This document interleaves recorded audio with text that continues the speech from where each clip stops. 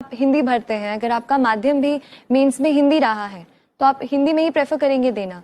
तो आप उसी आत्मविश्वास के साथ बोलिए। अगर इंग्लिश में वो पूछ रहे हैं, आपको नहीं समझ में आ रहा है, तो मेरे ख्याल से आप पोलाइटली एक्सप्रेस कर सकते हैं कि मैम सर मुझे नहीं समझ आ रहा है और मैं प्लीज अगर आप मुझसे हिंदी में पूछेंगे तो मैं सवाल का जरूर उत्तर दे पाऊं।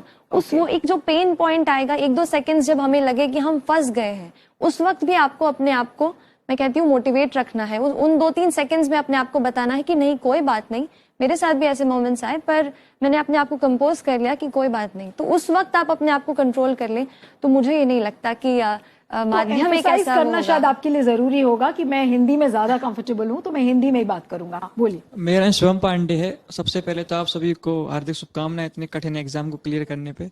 मेरा सवाल अक्षय सर से है। जैसे यूपीएससी मेंस का इतना बड़ा सिलेबस है और हम हर बार एक इंटरडिसिप्लिनरी अप्रोच के बारे में सुनते रहते हैं, तो जैसे आपने बताया कि आप इतनी सारी साइट्स देखते थे और उसको नोट्स बना लेते थे, तो इतने बड़े सिलेबस को कैसे मिनिमाइज करके एक पॉइंट पे लाना, ये कैसे करें?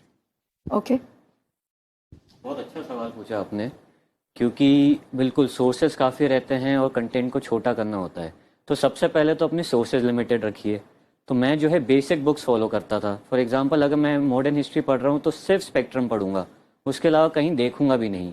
और शॉर्ट नोट्स बनाने की एक कला होती है, तो उसमें क्या होता है कि अक्सर अपन क्या करते हैं, एक समरी लिख डालते हैं बुक की और पूरे सेंटेंसेस में लिखेंगे, ऐसे लिखेंगे जैसे हम खुद छापने वाले हैं वो किताब अभी कुछ दिनों में। तो ये बिल्कुल गलत होता है। आप उसको एकदम रफ नोट्स बनाइए, ऐसे कि जो सिर्फ आपको समझ में आए। मेरा ये पर्सनली मानना है कि वो नोट सबसे बढ़िया होते हैं जो सिर्फ आपको समझ में आए, दूसरे वाले